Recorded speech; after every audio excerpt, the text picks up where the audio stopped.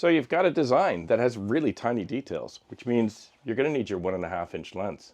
But you want to engrave that detail and cut it on some thick material. So you're going to need the 4-inch lens. I'll show you how I do it today on LaserNug.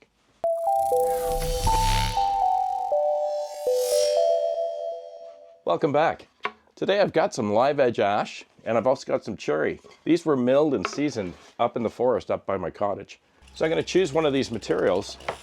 I'm going to engrave a compass rose, a personalized compass rose, on one of these materials as well as cut it out. I'm going to do some sanding. I'm going to do some paint fill on this particular project. And I thought there might be a few things in Lightburn as well as how I use my Nova Plus that might be helpful. Let's jump into Lightburn. So let's take a look at my settings in case you're interested. I've got it at 500, 80% power, no air assist, fill mode, and I've got it at 600 lines per inch. And that's generally what I will do a normal engrave at, but because I have such tiny detail, I'm going to bump this up, go a little crazy, and I'm going to make it 1,000 lines per inch. I know this is going to take a much longer time to engrave, but I want to make sure that those tiny marks, or those degree marks, and those tiny degrees are really clearly and crisply engraved. Bidirectional, I'm in good shape. I'm going to come here, and on my line, I've got 4 millimeters at 100% power. Air assist is on, line mode, 1 pass. However, I did some testing on this piece of wood, and I need a second pass. So I'm going to do my second pass at 5 and 80. Air assist, line mode, 1 pass. So you'll see what I've done here is instead of trying to do 2 passes at the same setting, I've just clicked the plus here, added another line. So this will tell it to cut first at 4 millimeters a second and 100% power. And then it's going to go back and it's going to cut it again in the same spot at 5 millimeters a second and 80% power. I'll explain to you why I've had to change the settings shortly in the video. And before I go any further, I need to size it. I've already measured the board and I'm going to make this 7.5 inches in diameter. And that's going to be my final size and my final design. So I've got my final design, I have my settings done, and I know that I'm going to need to change lenses between the engrave and the cut layers. So I have everything grouped currently as one. You can take a look there and see. You've got the cut layer in there. I always use, or almost always use, a user origin approach. You can achieve the same results using absolute coordinates, but your steps are going to be a little different. But today I'll show you how I do it using user origin. I have 2 different layers here, and what I don't want to do is separate my layers. In other words, this is not what I want to do. I don't want to ungroup and have a cut layer separated from my engrave layer. The reason for that is because when you separate it, your point of origin is going to change. You'll see the green dot here. This is the origin or the user origin set for my engrave, but if I click on my cut setting, watch what happens to the green dot. It moves, which means that when I get the piece into the Nova Plus and I do 1 layer and then I try to cut around it, I won't have the same user origin spot or the same spot that the laser starts, which means I'm going to mess this up because there's no way I'm going to be able to calculate or figure out what that is. So what I do is I leave this grouped and I come over here to my layers. And as you folks know, you should almost in every case, you always engrave before you cut. And what I'm going to do is I'm going to do my engrave first, which means I'm going to click on my cut line and I'm going to turn off the output. And what that's going to do is when I send this file over, it is going to maintain the point of origin. So once the engrave is done, I'm just going to come back into Lightburn and I'm going to turn the output on the cut on and I'm going to turn off the output on the engrave. I'm going to grab it and then I'm going to resend it to the Nova Plus, and the laser is going to know to start at the exact same spot it should for the whole file instead of each piece. I hope that made sense. I'm going to grab the whole thing and let's go back here. I'm going to turn on the engrave, turn off the cut. I'm going to fire up my Nova Plus. We're going to send the file over and then I'll show you what I do with the Nova Plus. We're going to throw our 1.5-inch lens in here. I'm going to grab my material, set it into the Nova Plus. Just want to make sure that I'm reasonably square, so I'm going to line up my red dot against the edge, and I'm just going to run the head back and forth.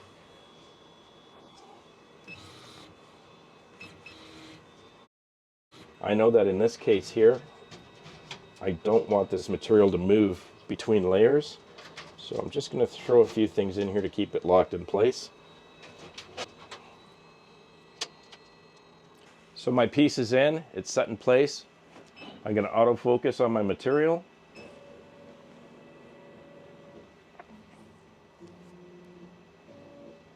And now I'm going to find the spot I want to set my origin. I think that should work. I'm going to press my origin button on the control panel. I'm going to pull up my file, and I want to frame it, make sure I'm going to fit within my piece. And just in case you miss it, I'm going to frame it again, and you're going to notice that the laser is going to come in before it frames, because that's my origin point right there. You see how it jogged in, and it's going to jog back out. There we go. I've already checked my air pressure. Everything's good. We can close it down. We're autofocused. I have the 1.5-inch lens in there, and we're going to do the engraved portion only. The most important thing is that you should never touch that origin button again, and I'll show you why shortly. So let's start the job. You can see I'm getting a little more browning or debris. You're probably going to start seeing the resin coming up out of the wood, and that's because I've got such a high power and a high LPI. While we're engraving, I wanted to just mention a few things I've learned about dealing with what I'd call natural woods out of the forest. If you're buying your maple or your cherry, your ash from Home Depot or a lumber yard, you're probably getting a reasonably consistent wood with a reasonably consistent moisture content. All of these boards that you see and that I use quite often, we actually fell the trees up north, bring them over to a portable mill, we mill the boards, sticker them, and leave them to season or to dry for about 2 years. And what I've learned over the last while is, unlike some of the other more commercial wood that you get, you create settings in Lightburn, your engraved settings will always work, but your cut settings almost never work. So for example, we're doing cherry today, and I was working with cherry a few weeks ago, and I created cut settings. However, I got a few new boards from up north, planed them down as usual, and I assume it has something to do with the change in moisture content between the boards because they're from different trees. But the cut settings that I used the last time did not cut through this one, even though they were the same width. So what I've learned to do whenever I go up and grab a few more boards, I also grab a couple of cutoffs. So before I actually start doing my design, I can test my cut settings and my engraved settings to make sure that they'll actually work when I do my project. And in this case, I ended up having to do that second cut because although the first setting cut through that piece of cherry a few weeks back, it wouldn't cut all the way through on this board. So that might be helpful information for you if you are dealing with natural woods as opposed to commercial wood that you're getting from a big box store. The reason I'm using the cherry is because the cherry has a much smoother or finer grain, whereas the ash has kind of more of a coarse grain, kind of similar to an oak. And being that I've got these tiny, tiny markings that I'm going to be using my 1.5-inch lens on, I wanted to get the smoother grain. Maple would have been an even better choice, but we had no maple that had been milled and seasoned. So the engrave is done, so let's jump into Lightburn. With the engrave done now, I'm going to come back to my layers and I'm going to turn on the output for the cut or the multi-cut layer, and I'm going to turn off the output on the engrave. And you'll see my point of origin did not move. That's all that's going to happen is the cut. I'm in good shape. My origin does not change, and I'm going to send that file now back to the Nova Plus. Here at the machine, I'm going to pull my file up first, but remember, we are not going to touch the origin button because we want it to use the origin that I've already set. So let's grab the file. And here's the interesting thing about your Nova Plus. The controller will always remember the last origin you set. So I don't touch the origin button because it already knows where the origin is supposed to be. And I'll show you that. I don't want to disturb my piece, that's why I locked it in. But I'm going to move my laser head out of the way. Get it over here. I'm also going to drop my Z table so I have lots more access or more room to remove my lens. Bring her up. We're going to put the 4-inch lens in there, but I'm going to shut off the laser just for safety. And take out my 1.5. We'll install my 4.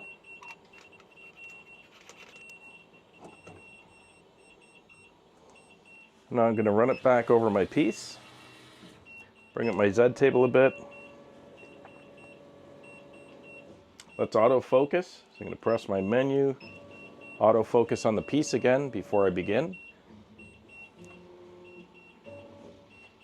And here's kind of the magic. Just for demonstration, I'll move the laser head out of the way. Turn my laser back on.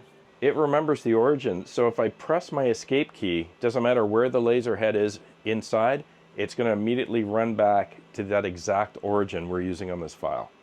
I have the new file, which is just the cut layer in, and I'm just going to press escape. And now it's exactly where it's supposed to be.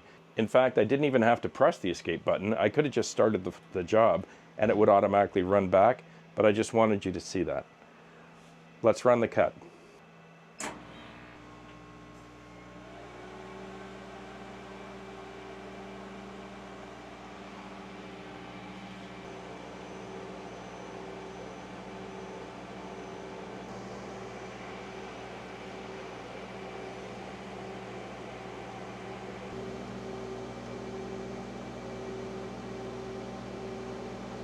The moment of truth.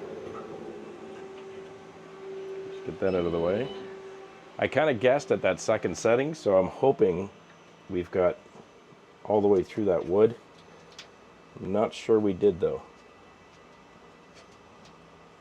Yeah, it doesn't seem to want to come out. So I think we're just going to run another pass. But I'm just going to set a different cut layer so I can get through that last part of the wood. And again, I just did not touch the origin button. I went back into Lightburn, I reset my cut setting, and then I sent the file back, pulled the file up and just pressed the start button. Laser immediately went right back to the same origin. So we got it. Looks a little dirty, doesn't it? Little 220 with my sander, and I'm just going to clean off some of that debris and that resin, get it ready for paint. So just a quick surface sand with my 220 grit. And that's your natural engrave, and that's the natural color on this cherry wood with the settings that I gave you in Lightburn. It actually looks really nice. I love the contrast in colors, especially given the fact that I upped the power quite a bit because I wanted to get a deeper engrave, because I've decided instead of staining it or leaving it natural just with a finish coat, I'm going to paint it. I'm going to use some of this bare acrylic paint. And usually when I paint wood or anything, I use one of these makeup sponges. They're really helpful with a plate. I just pour it in the plate. And I don't wipe, I dab. I like to put multiple light coats instead of one thick coat. And with this type of paint that I've got, every 15-20 minutes you can put your next coat on. And you don't have to worry about trying not to get it on the cedar or on the wood face, because you're going to sand this off afterwards. I'll show you. And if it's helpful to know, it's super important to get all of the sanding dust and any debris out of the engrave before you start painting or staining. So your best friends are definitely a toothbrush and an air compressor. And I think I'll probably, generally I end up putting 3 coats on before I'm done, just to make sure it's seeped in and I've got a good even coverage inside the entire engrave. So that's what it's going to look like after your 3rd or 4th coat. Once it's dried totally, I'm going to grab my sander. I'm going to start with an 80 grit and I'm going to work my way to probably a 220, and all of that should come right off for me. Wish me luck. Hey, so I let the paint dry overnight. I started with an 80 grit and I ended up with a 220. Got a little bit of fur on there and the 220 took it off really nice. But here's the final paint-filled result. Got all the scorch marks off the edges. Put a little bit of a bevel on it. Personally, I think the green looks nice, but I actually now wish I hadn't paint filled it. I really like the way that natural chocolate brown engrave came out against the color of the cherry. I know you're probably thinking the 1000 LPI was a little bit of overkill, but when you've got natural pieces of wood like that, you don't want to spoil them. And, you know, 600 might have worked, 800 might have worked, but I wanted to make sure that all of those tiny little degree marks were crisp and clear. And as you can see, even paint filled, they've come out really nice. I'm pretty happy with the result. So all I've got left to do is to put a finish coat on it. I'm not a real big fan of polyurethanes. They always tend to yellow the wood. But I think I'm going to try this Osmo liquid wax I got from KJP Hardwoods. I'm going to give that a shot and see if it maintains the color. Most woods, it'll maintain a clear coat. It doesn't really discolor the wood, so we'll give that a shot. Thanks for hanging out with me today. I hope you found some of the information of value. I'm going to spend a few minutes cleaning up the shop because it's getting a little messy in here. Have a great week. Please be kind to each other, and I'll see you again. I'm Gord Potter, and you've been watching Laser Nug. Cheers.